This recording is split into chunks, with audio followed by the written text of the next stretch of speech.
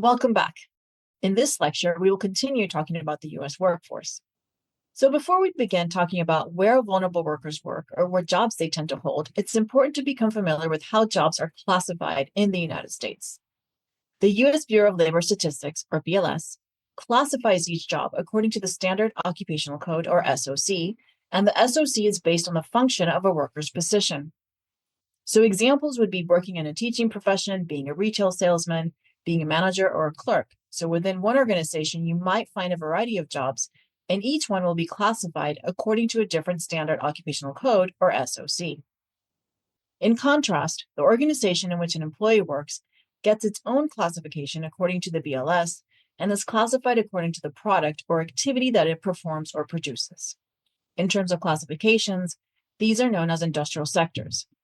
So some examples of sectors include agriculture, services, and manufacturing, and these are further defined into subcategories if you look at the data from the BLS.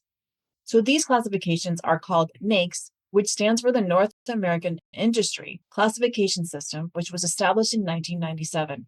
And as new types of organizations have come on the scene, they have been classified and incorporated into the NAICS system. The North American Industry Classification System, or NAICS, is a standard used by the federal statistical agencies in classifying business establishments for the purpose of collecting, analyzing, and publishing statistical data related to the U.S. business economy. We can also look at industries or organizations according to their size, and this chart shows a proportion of the workforce that is occupied by industries or organizations of different sizes. In this pie chart, you can see that a little over half of the worker population work in establishments that have 50 employees or more. I want to note that these statistics are based on data from 2024, so always make sure to check the U.S. Bureau of Labor Statistics website for the most current statistics. So why is it important to know about the size of an organization? Well, the size of an organization is important because various guidelines, rules, and regulations may vary in terms of their applicability with respect to the size of workplaces. For example, the Family Medical Leave Act, also known as FMLA, only applies to workplaces that have 50 or more workers. This means that many workers in smaller organizations are excluded from protections by this act.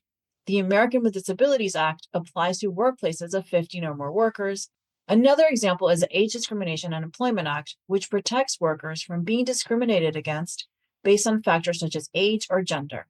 This act only applies to workplaces that have 20 or more workers. And finally, another example is requirements established by the Occupational Safety and Health Administration, or OSHA, which does not require maintaining records of injuries and illnesses for businesses employing 10 or fewer workers. Briefly, the Occupational Health and Safety Administration, or OSHA, is a federal regulatory agency whose mission is to assure safe and healthful working conditions for working men and women by setting and enforcing standards and by providing training, outreach, education, and assistance. It is a federal agency responsible for promulgating health and safety standards and for monitoring and inspecting work environments. However, their ability to conduct worksite monitoring and inspections is limited by their capacity and resources. So many businesses, including small businesses, are not monitored or inspected. So based on the pie chart displayed previously, indicating the distribution of the number of employees by organization size, we can see that many workers would be excluded from these policies and protections based on the size of the organization in which they work. So while these are just examples of some of the major regulations or guidelines that are intended to protect workers, they only protect a portion of our labor force.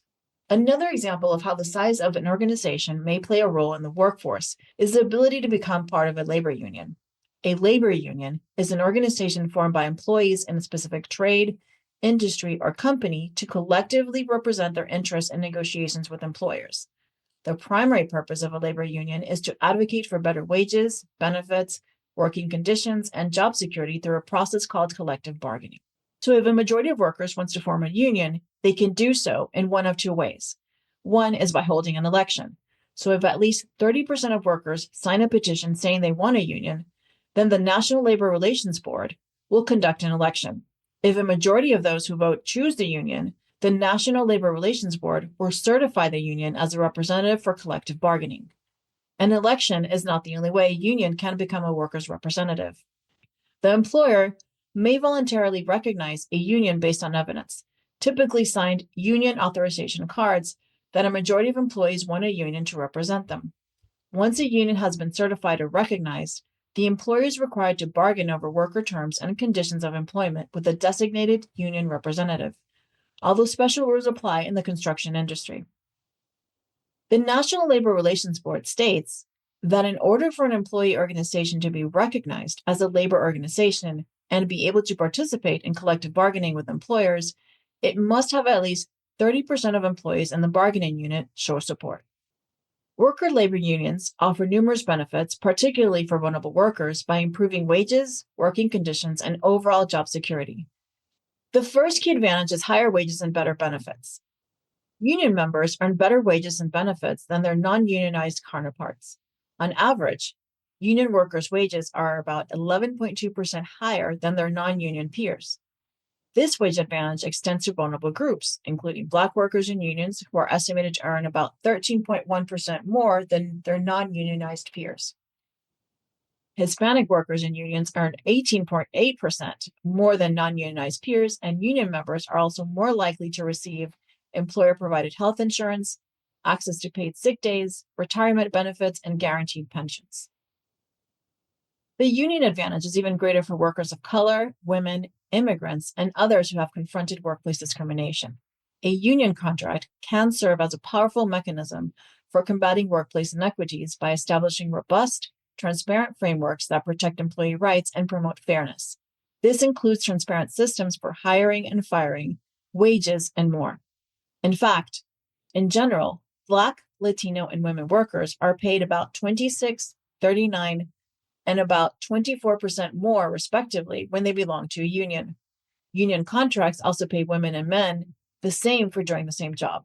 Also, workers cannot be fired for their sexual orientation or gender identity under a union contract. Other benefits that worker unions offer include improved working conditions. For example, unions help secure safer working environments. They also promote more predictable scheduling, as well as establish grievance procedures. They also help reduce inequalities by contributing to a fair economy by encouraging egalitarian wage practices, reduce wage and gender wage gaps as noted previously, and improve economic structures and social structures in workers' communities. The benefits of unions also extend beyond their members, as non-union workers in competitive industries often see increased wages. Workplace safety norms are also elevated across entire industries, and communities benefit from increased civic engagement and charitable activities from union members. It's also important to note that while unions play a crucial role in protecting and advancing the interests of all workers, with particularly significant benefits for vulnerable populations, contributing to a more equitable and resilient economy, they do not completely eliminate ongoing dismissive treatment of vulnerable workers in select industry sectors or positions. Now, here are a few demographic highlights on union members in the United States. According to data from the U.S. Bureau of Labor Statistics from 2023, about 16.2 million wage and salary workers were represented by a union. This unionization rate was higher among men compared to women, and both the number of women at 6.6 million and the number of men at 7.8 million who were union members did not change much from the prior year. Among the major race and ethnicity groups, Black workers continue to have the highest union membership rate, followed by white workers, then Asian workers, and finally Hispanic workers. By age, workers between the ages of 45 to 54 years of age had the highest union membership rate at 12.6%, while the younger workers between the ages of 16 and 24 years of age had the lowest union membership at 4.4%. Lastly, in 2023, the union membership rate for full-time workers was more than double of that of part-time workers. With regards to what industries comprise the highest unionization rates, these include the utilities sector, followed by the transportation and warehousing, educational services, and motion picture and sound recording industries. The utility sector comprises establishments engaged in the provision of utility services, including electric power, natural gas, steam supply, water supply, and sewage removal. Within this sector, the specific activities associated with the utility services provided vary by utility. Electric power includes generation, transmission, and distribution. Natural gas includes distribution. Steam supply includes provision and/or distribution. Water supply includes treatment and distribution. And sewage removal includes collection, treatment, and disposal of waste through sewer systems and sewage treatment facilities. Of these industries, vulnerable workers are more likely to be engaged in jobs in the utilities and transportation and warehousing industries. So, in summary, some of the major highlights and takeaways from the material presented thus far is that total employment in the US is projected to increase by about 4% by the year 2033. Labor force participation rates are highest among men compared to women, Hispanic workers versus workers of other races and ethnicities, and among workers between the ages of 25 to 54 years of age compared to other age groups. Employment growth is projected to be slower in 2033 than that recorded over the 2013 through 2023 period due to slowdown in non-institutional population growth and slower labor force growth. The size of organization also dictates what policies and regulations are available to protect workers. And finally, unions can play a crucial role in protecting and advancing the interests of all workers, with particular significant benefits for vulnerable populations, though they do not completely eliminate ongoing dismissive treatment of vulnerable workers in select industry sectors or positions.